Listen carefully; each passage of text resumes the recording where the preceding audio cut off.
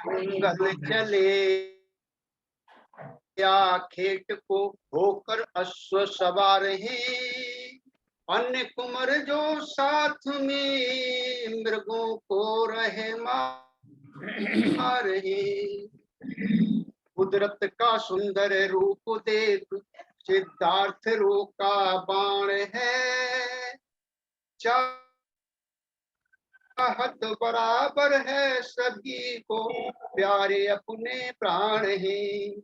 निश्चिंत हो बिचरे हिरण जंगल में होकर केंद्र है। हर्ष रोक लिया कुंवर ने मृग जीवन कर दिया अभय। रोक लगे खेत पर यही यज्ञ महान है। उन महाश्रमण के चरण में बंधन हमारी शान है। हंस गिरा है बाग में होकर घायल अति गंभीर। दौड़ उठाया हंस को देखा बदन लगा था तीर। हंस उठा लिया गोद में पूछत पंख निकाला तीर लगा किस अधम का सोचे गौतम हो गंभीर।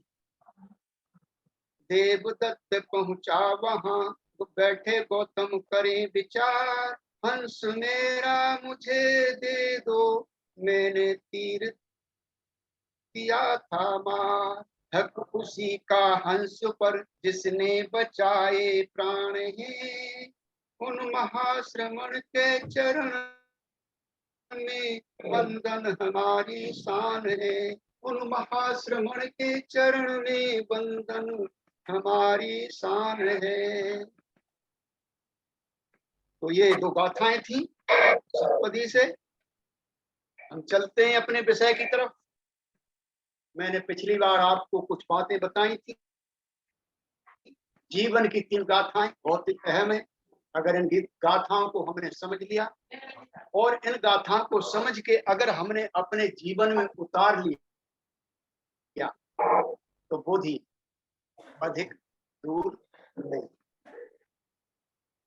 हमने शुरू किया था सब्बे संखारा दुखा, जितने भी संस्कार हैं सारे दुखमय, दुख देने वाले। तो हमने पिछली बार आपको बताया था भगवान बुद्ध 7 प्रकार के दुखों का संज्ञान करते हैं, किस किस प्रकार से। कल हमारे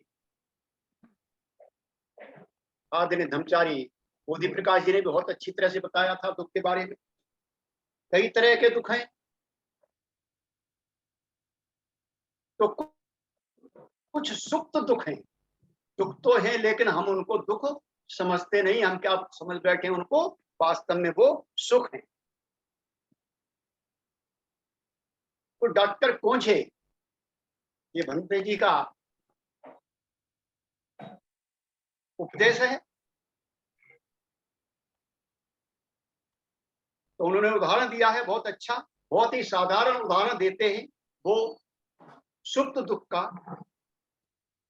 वे संपत्ति का उदाहरण देते हैं। वे कहते हैं कि वे कुछ ऐसे लोगों को जानते हैं इनमें अधिकांश को गरीब होने का भय सताता रहता है। पैसे वाले हैं, संपत्ति वाले हैं, सामर्थ्यवान हैं, लेकिन हमेशा उनको भय सताता रहता है कहीं वो गरीब ना हो जाए। बड़ा ही विचित्र दिखाई देता है कि कभी कोई गरीब भुखमरी या अन्य ऐसी चीज से परेशान होता हुआ नजर नहीं आता। गरीब कोई भी इस भय से परेशान होता हुआ नजर नहीं आता है। आज भी हमारे यहाँ कुछ तो ऐसे भी हैं, उन्हें ये भी पता नहीं होता कि आज का हमने खाना खा लिया है, कल का हमें खाना मिलेगा भी नहीं मिलेगा, लेकिन वे इससे बिल्कुल भी चिंतित नहीं होते। वो इससे बिल्कुल भी चिंतित दिखाई नहीं देते और वे बड़े खुश मिजाज होते हैं, और कभी कभी तो बहुत ही सुखी दिखाई देते हैं। कुछ भी नहीं उनके पास में, लेकिन फिर भी बहुत सुखी है, वो बड़े खुश मिजाज है।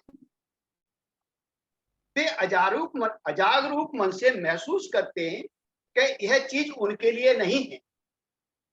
जिस चीज को लेकर वो परेशान हो ऐसी चीज के लिए वो संतुष्ट हो जाते हैं कि यह चीज उनके लिए नहीं है, वे इसके पात्र नहीं है।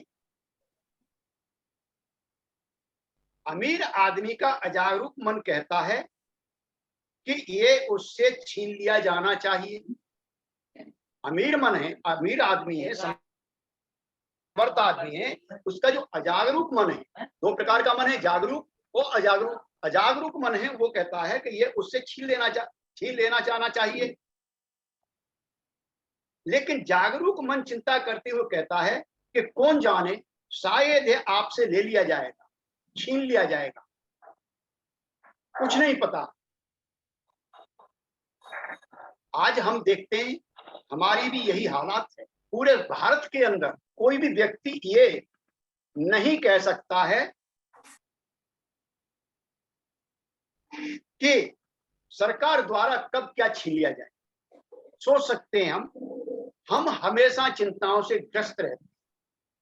आज का जो भारतीय है, आम भारतीय, इस चिंता से ग्रस्त है कि कहां पर किसके घर पर बुलडोजर चला दिया जाएगा, कहां किसकी संपत्ति कुर्क कर ली जाएगी, कहां किसको किस केस में जो लाभ दिया जाएगा। ये चिंताएं उसको ग्रस्त कर रही है। ये पता नहीं कि कब क्या उससे अलग कर दिया जाएगा। अपराध बोध का अजागरूक भाव हमेशा अमीर आदमी के मन में होता है।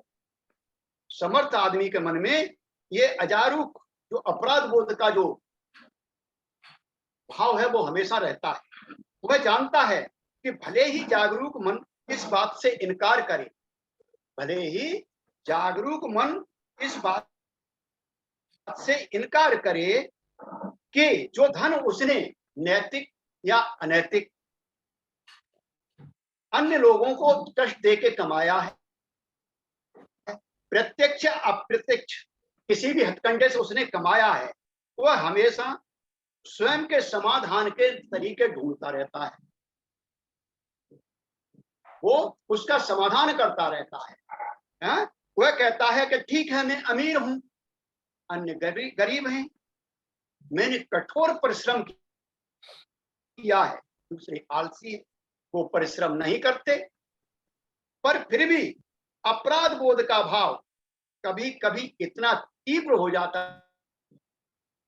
है उसको, क्या वह उससे दूर होने के लिए जो अपराध बोध उसके मन के अंदर समा गया है कि ये मैंने अनैतिक रूप से इकट्ठा किया है, तो उसको दूर करने के लिए वो कोई ना कोई बड़ा शक्तिशाली उपाय ढूंढता है। और उन उपायों में क्या होता है कि कभी किसी संस्था को दान दे दिया,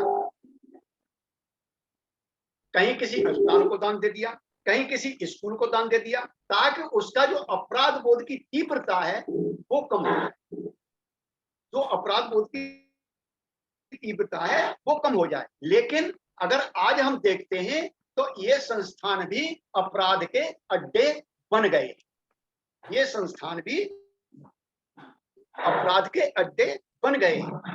लेकिन यहाँ पर दान दे करके वो कुछ राहत की सांस महसूस करता है।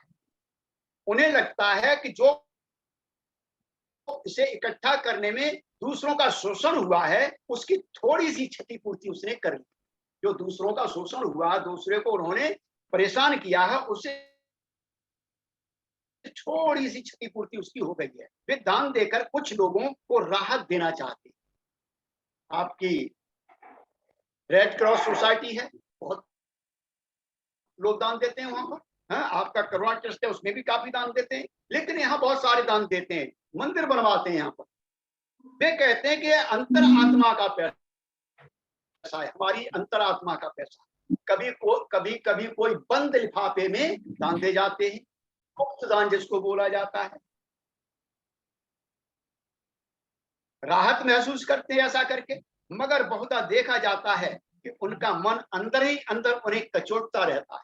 ये काम करने के बावजूद भी अपराध बोध का तीव्रता इतनी होती है कि उनका मन कहीं न कहीं उसको कचोटता रहता है, उन्हें धिक्कारता रहता है कि ये तुमने गलत काम से, गलत तरीके से इकट्ठा किया है। कुछ खालीपन सा महसूस होता है, कुछ खालीपन सा महसूस होता है। ये जो है इस प्रकार से चलता ही रहता है। डॉक्टर पहुंचे दूसरा सुख दुख का उदाहरण देते हैं। वो क्या कहते हैं कि कोई भी चीज बहुत ही आनंददायक है, हमारे जीवन में बहुत सारी चीजें आनंददायक हम इकट्ठा करते रहते हैं आनंद के लिए, लेकिन हम उसके खो जाने के डर से चिंतित रहते हैं कि ये कहीं टूट न जाए, बिखर न जाए, कोई चुरा न ले जाए, ये जो है हमारे से छूट न जाए। आज की सत्ताधारियों का उदाहरण आप ले सकते हैं।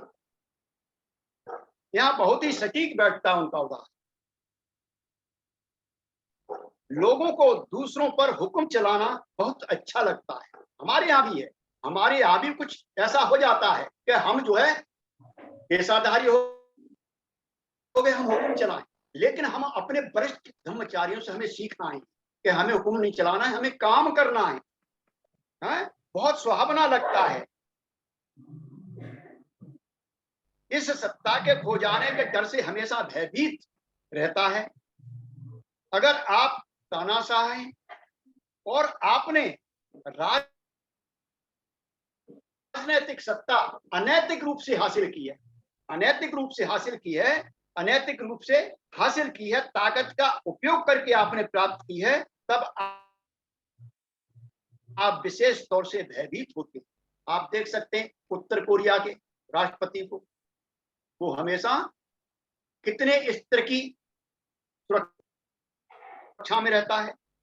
अगर अन्य उसको हथियाने की कोशिश करें, आपको रात में नींद नहीं आती, रातें तनाव भरी होती हैं, आप हमेशा सुरक्षा कर्मियों से घिरे रहते हैं। यह बड़ा ही भय भरने वाला अनुभव होता है। पूछिए उनसे क्या हालात होती है, क्योंकि आपका विश्वास पात्र ही विश्वास के काबिल नहीं होता। जो आपका विश्वास पात्र है, जिसे आप अपना समझते हैं, उस पर भी आप शक करते हैं कि पता नहीं ये कब मुझे धोखा दे जाएगा। जिस प्रकार से मैंने सत्ता हासिल किया वैसे ही ये कर सकता है। सेम यही हम जो है धर्म के ठेकेदारों के यहाँ पर देख सकते हैं। वहां भी कई स्तर की सुरक्षा होती है, लेकिन वो भी भयभीत होते हैं। हमें कोई भय नहीं, हम तो कहीं भी चलते रहते हैं, कोई दिक्कत नहीं। क्यों? अनैतिक यहाँ पर कुछ है ही नहीं। जब नैतिक है तो हम खुले हुए हैं, हम यहाँ स्वयं को देख सकते हैं, कोई ऐसी बात नहीं है। तो विश्वास के काबिल नहीं होता कोई भी। आपका विश्वास पात्र है, वो भी विश्वास के काबिल नहीं होता। पता नहीं कब कौन सा षड्यंत्र आपके अगेंस्ट रचते, हमेशा इस चिंता से भरे रहते। बौद्ध ग्रंथों में इसका बहुत अच्छा उदाहरण दिया। एक बाज जो है मांस का टुकड़ा लेके उड़ रहा है, उसके पंजों में मांस है, लेकिन अन्य बाज उस मांस के टुकड़े के लिए कोई उसके पंख को नोच रहा है, कोई उसकी आंख पर चोंच मार रहा है, कोई उसके मांस के टुकड़े पर चोंच मार रहा है, और बहुत सारे इकट्ठे होकर के उस मांस के टुकड़े के छिन्न भिन्न कर देते, उसका पीछा करते रहते हैं और उसको छिन्न भिन्न कर देते हैं, उस मांस के टुकड़े को छिन्न भिन्न कर देते हैं। आज की राजनीतिक स्पर्धा इसी प्रकार की है। आज की जो राजनीतिक स्पर्धा है, विशेषकर आपके देश की प्रतिस्पर्धा यही है कि जो मेरे सामने आता है उसको कुचलता हुआ चला जाऊं, किस प्रकार से इसको कुचलूं, किस प्रकार से इसके गान करूं। ये सारी की सारी आज जो प्रतिस्पर्धा चल रही है, यहाँ पर आप देख सकते हो बहुत अच्छा उदाहरण। जबकि अनेकों को तथागतित राज सत्ता की बड़ी लुभावनी दिखाई देती है। कुछ लोग तो कहते हैं कि राजनीति ही सभी तालों की चाबी है। ऐसा ही कुछ धार्मिक ठेकेदार भी का कहना है, धार्मिक ठेकेदारों का भी ऐसा ही कहना है। वे भयभीत स्वयं सुरक्षा के लिए अपने नियुक्त सुरक्षा कर्मियों से घिरे रहते हैं।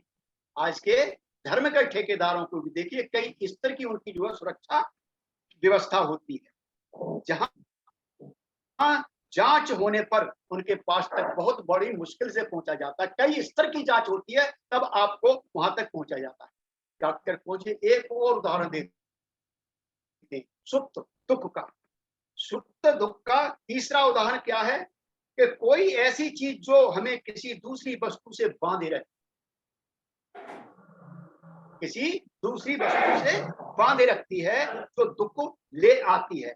इसका सबसे बड़ा और सरल उदाहरण हमारा शरीर है। हाँ, कल धम्मचारी बोधि प्रकाश जी बहुत अच्छा कायानुसति करा रहे थे।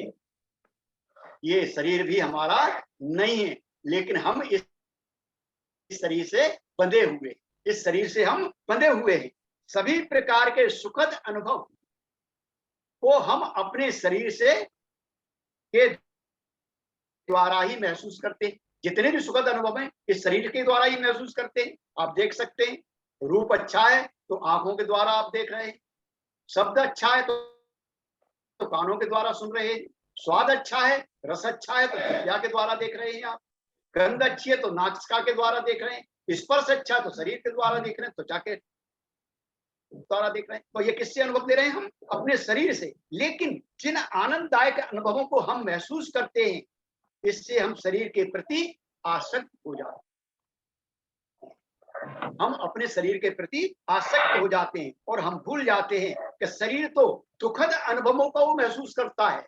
हम जो है ये भूल जाते हैं कि शरीर तो दुखद में, जो दुखद अनुभव है उनको भी महसूस करता है। लिहाजा सुखद अनुभवों से आसक्त होने के साथ साथ हम दुखद अनुभवों से भी आसक्त होते हुए चले जाते हैं। वो भी हमें कम आसक्त नहीं करते, वो भी हमें लगातार आसक्त करते रहते हैं, क्योंकि हम उन्हें अलग अलग नहीं कर पाते। हम जो है उनको अलग अलग नहीं कर पाते हैं। इसलिए अंततः डॉक्टर खोजे कहते हैं कि जिन संस्कारित वस्तुओं के अनुभवों का हम आनंद लेते हैं, जो भी संस्कारित वस्तुएं हैं जिनका हम आनंद ले रहे हैं, वे अंतोगत्वा क्या हैं? दुख देने वाली हैं। वे हमारे अंतर्मन की गहराई में प्यास बुझाने में असमर्थ रहते। जो हमारे अंतर्मन की गहराई है, बार बार हम कहते हैं कि जब मेत्ता भावना के ध्यान में आते हैं, अपने मन की गहराइयों से मेत्ता के ये शब्द बोलिए, मेत्ता के जो वाक्य हैं आप अपने अंतर मन की गहराइयों से बोलिए, मन की गहराइयों से बोलिए, हृदय को स्पर्श करते हुए बोलिए, ताकि वो जो है आपका आगे चलता हुआ चला जाए, आप जो है बढ़ते हुए चले जाएं इसमें आध्यात्मिकता के अंदर, धार्मिकता के अंदर। तो ये जो है आनंद हमारी आंतरिक गहराई में जाकर के, ये भी हमारी जो प्यास है, धार्मिक का प्यास है, उसे बुझाने में असमर्थ होते हैं। हम सभी में कुछ ऐसी बात है, कोई है जो असंस्कारिक है, ये तो संस्कारिक से हम लिखते हैं, लेकिन कोई ऐसी बात है जो असंस्कारिक है, इस जगत से बाहर कुछ अलौकिक है। आप जिसे जो कहें, यह किसी संस्कारित वस्तु से भरी नहीं जा सकती। यह केवल किससे भरी जा सकती है? असंस्कारित वस्तु से ही भरी जा सकती है। इसे भरा जा सकता है, असंस्कारिकता से भरा जा सकता है। इसलिए यहाँ पर हम बुद्ध के निष्कर्ष पर पहुंचते हैं कि सभी संस्कारिक वस्तुएं वास्तविक तौर पर या सुप्त तौर पर असंतोषजनक हैं। इसलिए असंतोष यानी दुखदायी है। सभी प्रकार के संस्कारिक अस्तित्व यानी सभी प्रकार के सजीव सांस्कारिक अस्तित्व के आधार का मूल कारण है, मूल लक्षण है। तो ये जो है दुख के बारे में था, बहुत अच्छा डॉक्टर खोजे के उदाहरण आए हैं आपके सामने और आप इनको देख सकते हैं अपने जीवन में उतार करके। तो आगे हम चलते हैं। बनते जी कहते हैं संस्कारिक अस्तित्व का दूसरा लक्षण है अनित्य जमा नित्य। जो नित्य नहीं है, जो सनातन नहीं है, जो स्थिर नहीं है, जो परिवर्तनशील है। बौद्धिक तौर पर यह इस बात की निश्चिति करता है कि संस्कारिक वस्तुएं सतत बदलती रहती है। कोई भी वस्तु यहाँ पर स्थिर रहने वाली नहीं है, बदल रही है। अब जो संस्कारिक है वे असंस्कारिक हो सकती है, आज संस्कारिक है, कल असंस्कारिक हो सकती। बुद्ध के आप के सामने उदाहरण है, वो असंस्कारिक थी, यह सदा सर्वदा होता रहता है।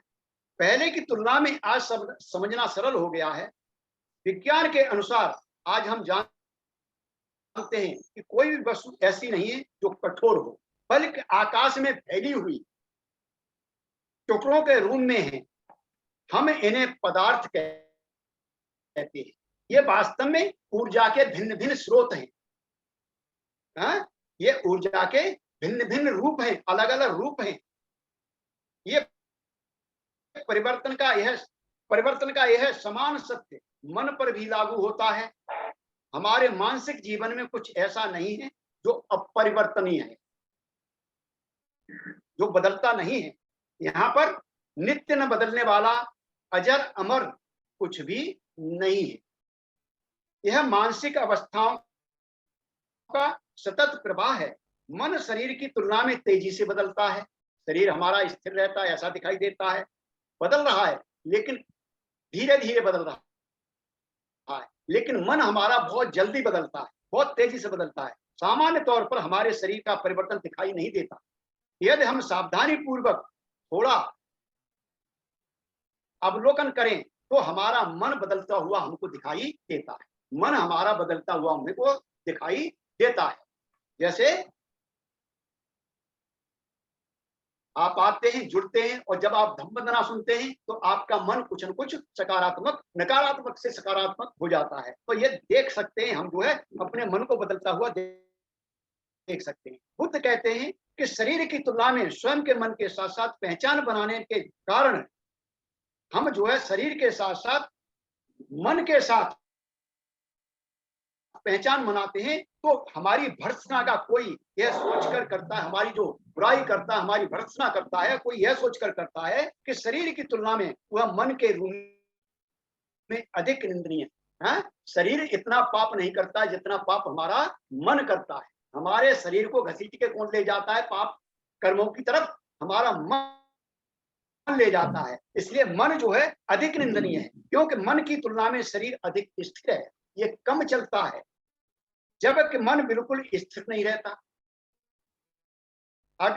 अगर हम इसे व्यापक रूप से देखें तो अनित्य लाक्षणिक रूप से ऊपर से नीचे समस्त ब्रह्मांड में अलग अलग प्रकार की विभिन्न क्रियाओं का ऐसा ताना बाना है जो विभिन्न स्तरों पर आपस में जुड़ा हुआ है।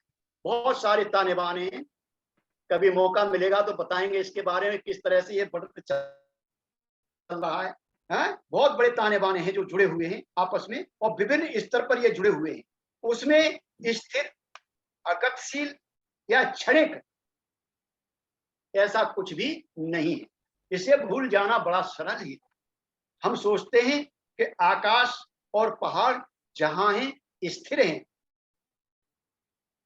लेकिन जब हमारे शरीर में कोई बड़ा बदलाव होता है, जब हमारे शरीर में कोई बड़ा बदलाव होता है, जैसे कोई दुर्घटना हो गई, दुर्घटना से कोई टूट फूट हो गई, या अंतिम अवस्था पर पहुंच गए, या हमारी मृत्यु होने पर आ गई, तब हमको परिवर्तन दिखाई देता है और हमको सत्य का वहां पर दर्शन होता है। वहां पर जो है अनित्य के सत्य का दर्शन होता है कि ये वास्तव में अनित्य है।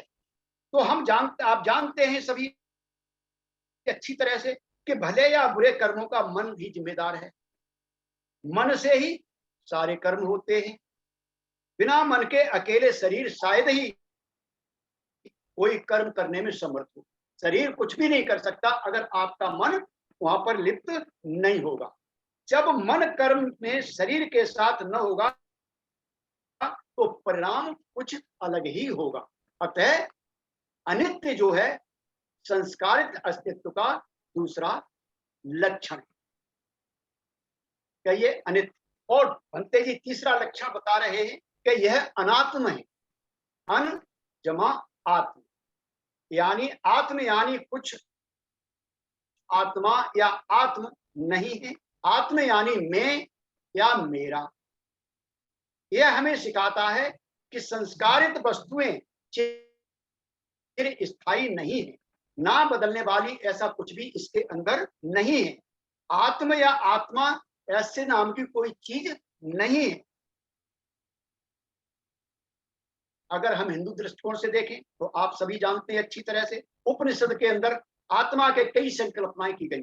कोई कुछ कहता है कि हमारे आत्मा जो है अंगूठे के बराबर है, हमारे हृदय में वास करती है, वो बहुत सूक्ष्म होती है।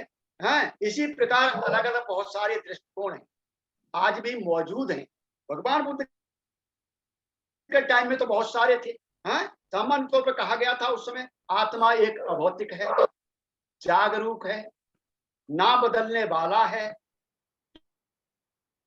व्यक्तिक है, संप्रभु है और आनंदित तत्व है। यानी मैं हूं, तू है।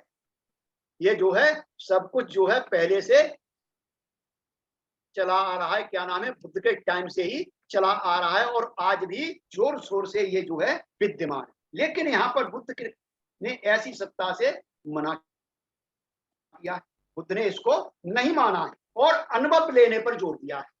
हम क्या कहते हैं, आपको ध्यान करते हैं, ध्यान कहां तक पहुंचा, तो भंते जी का कहना है कि कम से कम आप धम्मित्र बने हैं, धम्मचारी बने हैं, तो आपको कम से कम परिणाम कारक ध्यान तक पहुंचना चाहिए, परिणाम कारक शरण गमन तक पहुंचना चाहिए। आपका ध्यान जो है परिणाम कारक होना चाहिए, आपका शरण गमन जो है परिणाम कारक होना चाहिए। इसे स्टेज तक तो हमें पहुंचना है। तो यही है, वे कहते हैं कि अगर हम मानसिक जीवन में देखें, अगर हम अपने मानसिक जीवन के अंदर झांकें तो इन सतत बदलने वाले 5 स्कंदों को देखेंगे। रूप, वेदना, संज्ञा, संस्कार और विज्ञान, ये पांचों बदल रहे हैं, स्थिर नहीं, लगातार बदलाव हो रहा है इनमें। उनमें ना बदलने वाला ऐसा कुछ भी नहीं है, प्रति क्षण बदल रहे हैं। हम देखेंगे कि परिस्थिति के अनुसार पांचों स्कंद उत्पन्न होते हैं, उनमें पक्का स्थिर संप्रभु ऐसा कुछ भी नहीं होता, उसमें सुख ऐसा कुछ भी नहीं है, उनमें सुख ऐसा कुछ भी नहीं है। इस तरह या उस तरह एक रहस्य के तौर पर उसमें दुख विद्यमान होता है। हम वहां पर सुख देखते हैं, विपर्यासों में फंसे रहते हैं, हम जो है सुख देखते हैं वहां पर, लेकिन वास्तव में क्या है, वहां पर दुख है। रूप के पीछे क्या फंसा हुआ है, छुपा हुआ है, दुख छुपा हुआ है। जिसे हम देख रहे हैं, गंध है, बहुत अच्छी लग रही है, लेकिन उसके पीछे क्या छुपा हुआ है, दुख है, दुर्गंध है उसके पीछे, हम नहीं देख पाते उसको। इसी तरह से हमारा जीवन चलता रहता है, इस तरह या उस तरह एक रहस्य के तौर पर उसमें जो है दुख विद्यमान है, इसलिए उसमें आत्म या स्वयं ऐसा कुछ भी नहीं है। 5 स्कंद अनात्म है, ये शाश्वत नहीं है। पांचों स्कंद क्या है, अशाश्वत हैं, क्षणिक हैं, क्षण भंगुर हैं, इसमें कोई भी स्थिर रहने वाला नहीं है। आज इसलिए ये पांचों स्व या आत्म ऐसा कुछ भी नहीं बनाते, जैसा बुद्ध के समय में कुछ ब्राह्मणों के मन में था। आत्म स्व न तो पांचों स्कंदों में है और ना इनसे बाहर है, ना तो इसके अंदर है और ना ही इनसे बाहर है और ना ही किसी से जुड़ा हुआ है। आज के वैज्ञानिकों ने सिद्ध कर चुके हैं, आज के वैज्ञानिकों ने सिद्ध कर दिया है कि कोई भी चीज स्थायी नहीं है, स्थिर नहीं है। पहले क्या था, हम पढ़ते थे बचपन में तो अणु को बताया जाता था सबसे छोटा पार्टिकल, एटम, उसके बाद उसको तोड़ा गया तो क्या निकल आया, परमाणु निकल आया, मॉलिक्यूल निकल आया, इसे स्थिर माना जाने लगा बहुत दिनों तक। मगर परमाणु को भी तोड़ दिया गया। वो परमाणु तोड़ा गया तो क्या हो गया, प्रोटॉन, इलेक्ट्रॉन और न्यूट्रॉन पैदा हो गए, उसमें से इसमें विभाजित हो गया। लेकिन प्रोटॉन पर जब हथौड़ा बजने लगा, प्रोटॉन को भी तोड़ दिया गया, तो हिग्स बोसोन नाम के तत्व जो उसमें पैदा हो गया, वो बहुत सूक्ष्म है, सामने आया। वैज्ञानिक इसको भी तोड़ने के प्रक्रिया में लगे हुए हैं, इसको भी तोड़ने की प्रक्रिया में है। तो तत्वों की जो परिस्थिति है वो हमेशा बदलती रहती है, हमेशा ये स्थिर नहीं रहती, स्वयं बदलते रहते हैं। इनमें कोई भी स्थायी नहीं है, कोई स्थिर नहीं है, ऐसा कुछ भी नहीं। इस ब्रह्मांड के अंदर कोई भी चीज स्थिर नहीं है जिसे हम आत्म कह सकें, जिसे हम जो है शाश्वत शाश्वत कह सके ऐसा कोई भी चीज इस ब्रह्मांड के अंदर तो है नहीं। तो ये जो है आपका इस जीवन की 3 जो लक्षण हैं, बहुत अच्छी ये गाथाएं थी कि सभ्य संखारा दुखाती, सभ्य संखारा अनिचाती और सभ्य धम्मा अनित्याति।